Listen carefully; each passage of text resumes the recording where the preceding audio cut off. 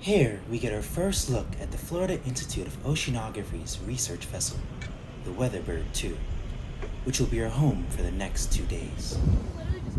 The first night, we settle in and prepare for the journey ahead, where we get to enjoy a beautiful sunset.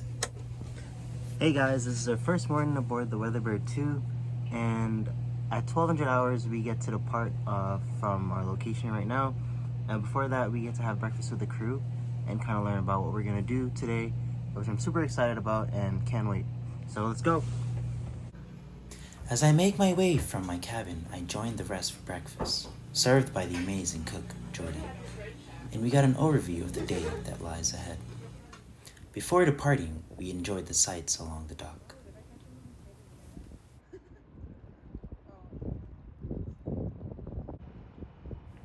We spotted what might be a mother and her calf. Like these intelligent creatures, we wanted to learn some basic navigation ourselves. And the cool thing about, so sextants are, sort of synonymous with navigation, and we don't really use these much anymore because we now have, everything that you all are using. You can look at your phone and tell me exactly where you are on this planet. But back in the day before GPS and stuff like that, you had to sort of find your way around the world. And in the sort of the golden age of sailing and discovery, we were somewhat, go back and you see the maps, the old maps, and they were looked like they were kind of right. They kind of got the right geometric features, the coastlines, but they weren't really good until about the late 18th century is when we started really getting good maps, and that's because we had surveying tools that could actually relatively closely pinpoint where you were. Hey everyone, so right now we're getting the opportunity to use a sextant where we get to look at the longitude and the location we are currently using not an ancient tool, but a tool that's very practical if you don't have GPS. Turn the knob up and down to make the sun move. After our introduction to navigation, we set out for the day. We started off in St. Petersburg from the FIO dock near University of South Florida. Our first stop will be in the lower Tampa Bay area, just north of the Skywalk Bridge, where we will collect oceanographic samples for cataloging and observation. We're preparing to do a CTD cast and also the plankton tow. The CTD cast has conductivity, temperature, and depth sensors that allow us to collect water samples at specific depths.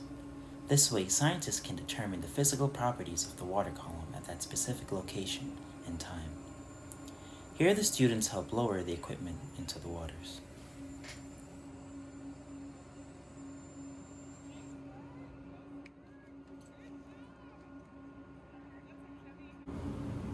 Next, we prepare the plankton net with a 335 micron opening due to the high turbidity and high levels of microorganisms in the bay. The propeller unit regulates the amount of water that flows through the net, and the jar serves to collect our samples. If we were to cast the plankton net offshore, we would use a net with a 500 micron opening, given that there's a lot less microorganisms in that body of water.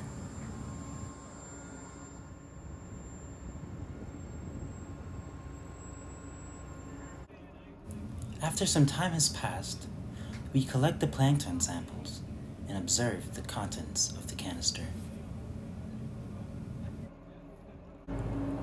Here, we see seagrass and different species of zooplankton, such as copepods and gastropod larvae.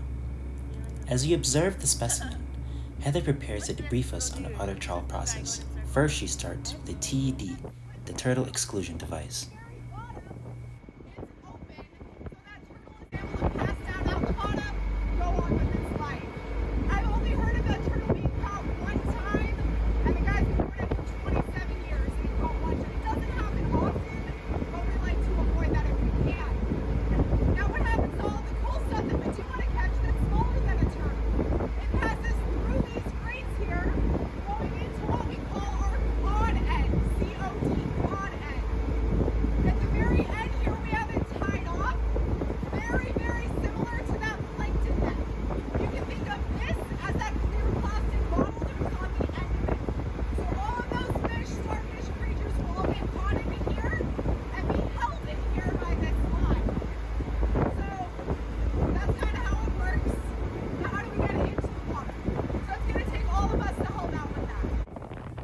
With 2 people on each side, we guided the otter trawl out to sea.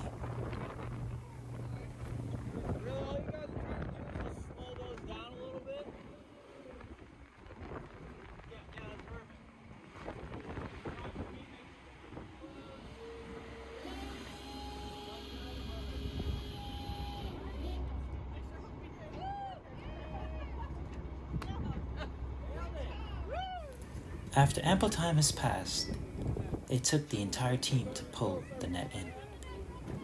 The catch was well worth it. The variety of specimen was very exciting. It seemed that we stumbled across a school of small baitfish, where we drew in a lot of pinfish. There were some pinfish and little crabs caught in the net. After helping them out, we gathered everything to sort the marine organisms on the sorting table. We caught a lot of sea urchins, which is a delicacy in Japanese cultures known as uni, and wana in Hawaiian cultures. Here we have Jessie wondering over the starfish. I actually have a diagram of a cross-section of a starfish arm in my cabin. We're not going to cut this one open, but... Here you can see we caught a scrawled cowfish, a flounderfish, and a sea robin among many other sea robins. We also caught blue crab and a small hermit crab.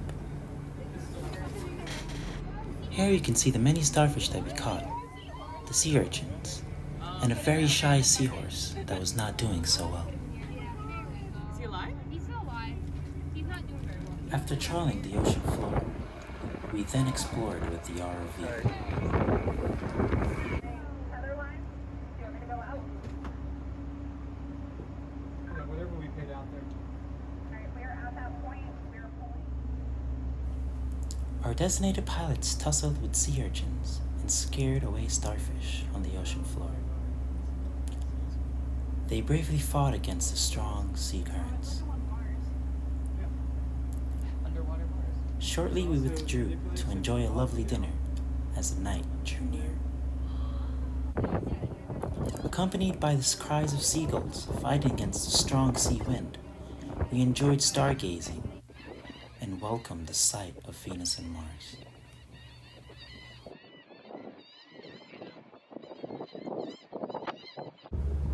The next day, we prepared to make our way to Station 2 in the upper Tampa Bay area, and we were embraced by a warm sunrise, carried by a nice, cool breeze. Our day of observation started with a small pod of dolphins fascinated with the research vessel.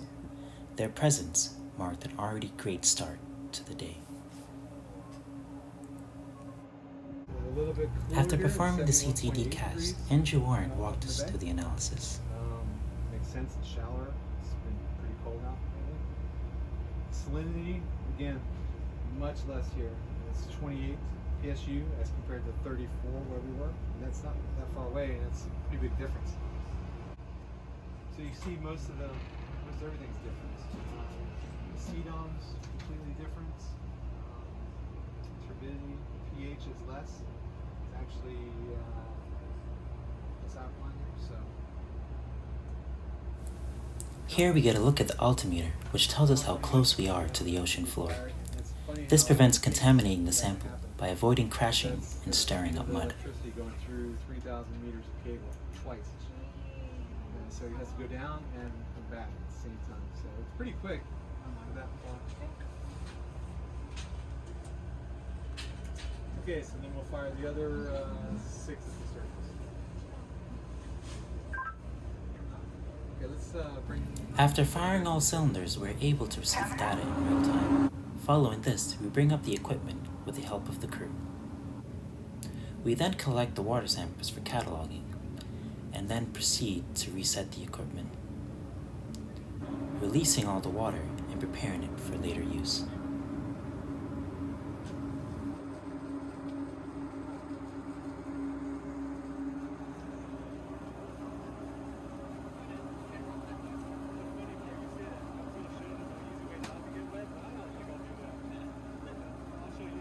After using the CTD, it is important to add water to keep the conductivity cell wet, maintaining a closed system so that the cell doesn't dry out and fail to work.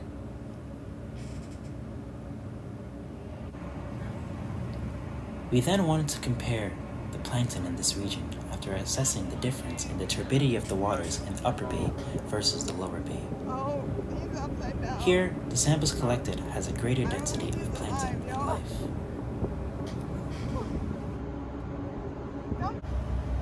So let's take a look at the ocean floor through the lens of the ROV.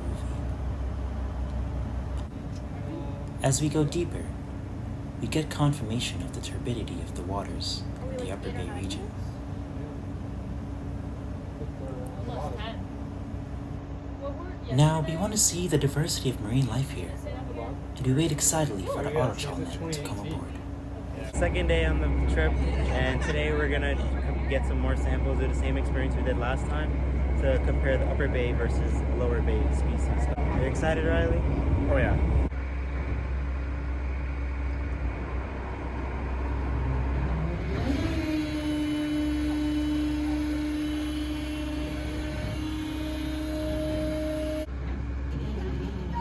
All hands on deck as we pull the net in.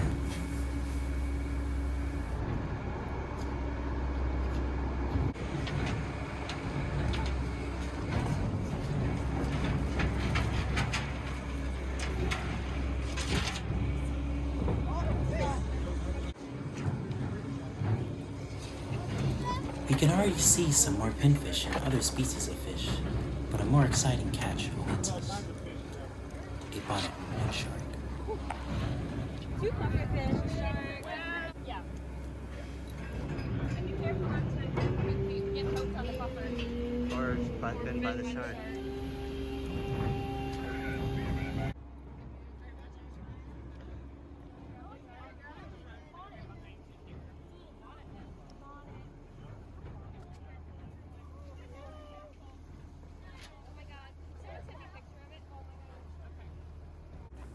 Though we were excited to see the bonnethead shark, we quickly returned it back to the bay.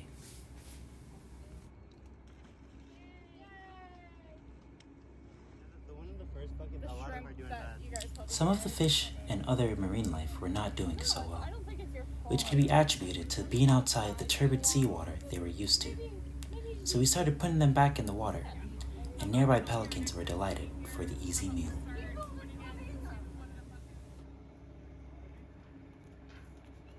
An interesting fact about pelicans is that they will go blind in their left eye due to diving on that side of their bodies and turning their heads as they hit the water. Here we saw a greater amount of sea robins and a much wider diversity of fish. We saw pufferfish, redfish, and even caught a few Caribbean reef squid. This catch was a great way to finish off the day. We proceeded to head back to the dock to conclude an amazing journey, full of great times and even greater research observations. I would like to thank Monty Graham, Chris Sharp, and the other wonderful people at the Florida Institute of Oceanography for making this experience possible. A special thanks to the spectacular crew who brought us back safely and showed us an amazing time, teaching us a lot of really cool oceanographic research. Thank you to the marvelous students at FIU, UNF, USF, UCF, and UF that made this trip very enjoyable. And of course, thank you to the faculty for honoring the ocean. Huge thanks to Professor Jenny Ziegler for accompanying us on this trip, and Monty again for securing snacks for our journey. Finally, I want to thank Gretchen and the Honors College of Florida International University that gave me this once-in-a-lifetime opportunity.